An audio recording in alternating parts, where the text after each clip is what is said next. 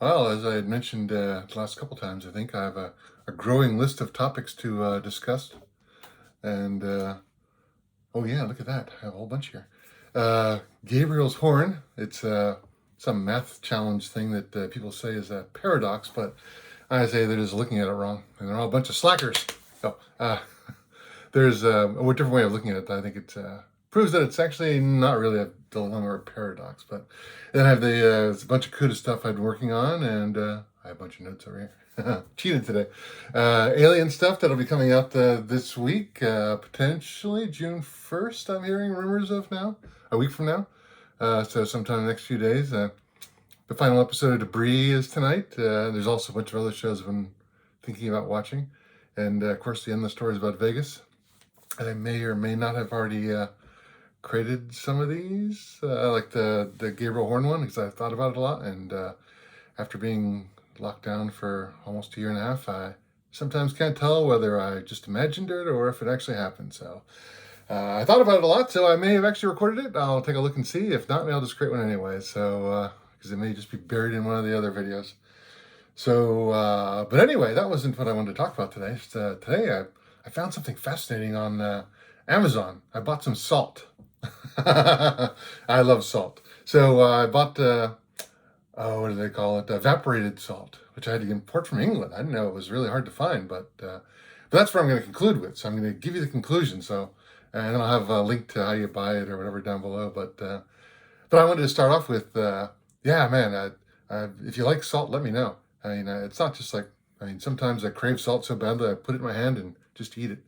Uh, yeah, it started when I was a kid. I was like 2.5 or something like that. I went into the pantry in where I was living at the time with my parents, being that I was only 2.5. And I saw the little blue container of Morton salt. And I said, oh man, salt is so good on my food. I bet a whole container of it would taste amazing. So I opened the little spout and poured it down my throat and then walked out and in front of my mom and promptly threw it all up. And she's like, what did you eat? What did you eat? She thought I had some poison or something. But no, it was just salt. And let me tell you, it may taste good in up to a certain amount, but then, yeah, chugging salt doesn't really leaves you kind of this feeling. At least this, I've had this ever since then. I still can feel the burn in my stomach. So I don't know if it's real or just in my imagination from all these years of remembering it, but yeah, I definitely still feel that that sense. But it didn't dissuade me. I still I mean, yeah, there wasn't really many choices in salt until recently. I remember there was iodized salt, which I really hate the taste of iodine. It's really kind of bitter. I think it doesn't. I don't really like it very much. And then kosher salt. So I had switched over to using kosher for a while. I think there was some sea salt was kind of popular back in the 70s maybe. But it wasn't until like 15 years ago where I saw, oh, what was the name of that? Cirque du Soleil? No, that's a circus thing. Oh, it's some kitchen place that sounds French. Anyway, Sur la Table, that's it. And in there, they had like a whole selection of different kinds of salts. Oh, I couldn't believe it. I was like, wow, did I die? It's like, probably, but no, I saw all the salts there and I bought a container of each of them. So they had like a black Hawaiian salt, which was awful. Don't ever buy that. Oh, it was disgusting. I still have the container of it just in case I ever want to remind myself how bad salt can actually taste, because that was pretty pathetic. Oh, yeah, I read that. And then I bought Himalayan salt. Oh, I'll save that one. I bought some red Hawaiian salt, which was made from red volcanic ash or something. I don't know why it's red, but it's really red. And that was okay. It was, but then I had Himalayan salt for the first time. Man, I loved Himalayan salt.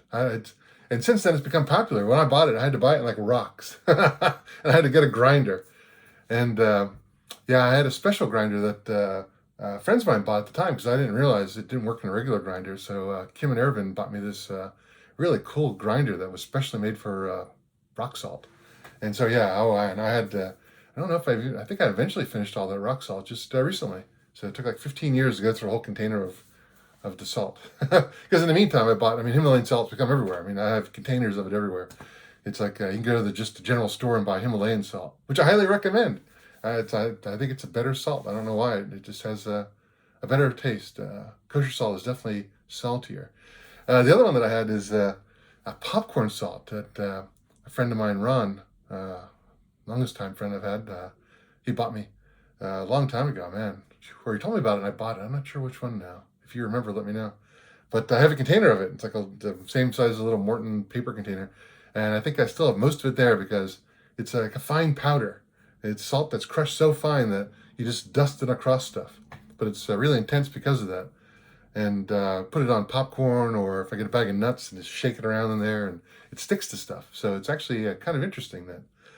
But yeah, of all those salts, then wait, I had some other note here. Oh yeah, that's right. Then I have something called volcano salt that Frank, a friend of mine, bought me a while ago.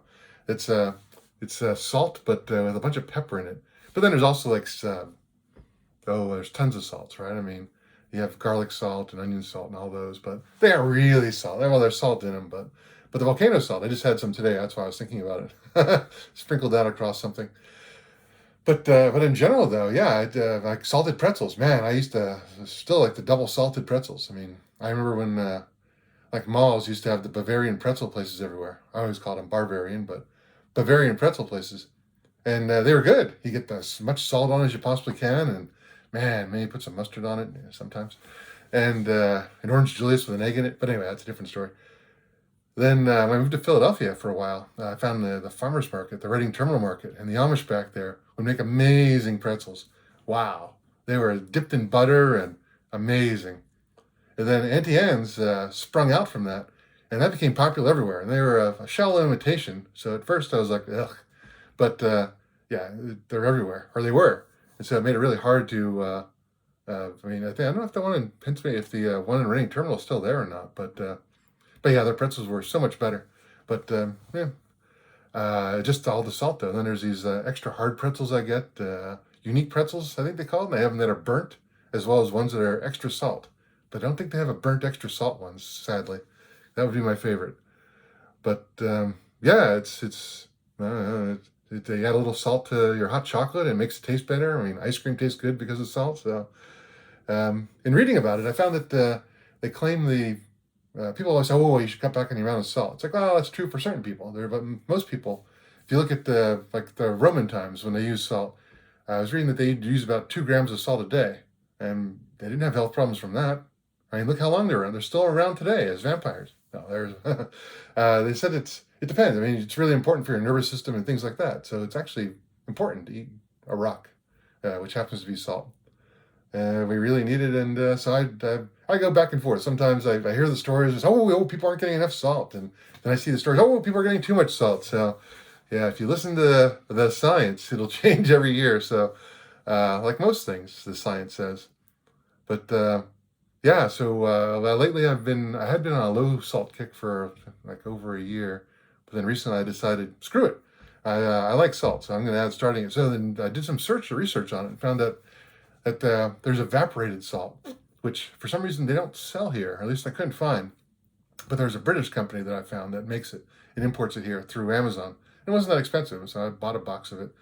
And it's like pyramid shaped. Like it's actually crystals that form and grow. So it's like, I don't know when you were a kid if you did the same experiments or not, where you take like salt water or sugar water. We did.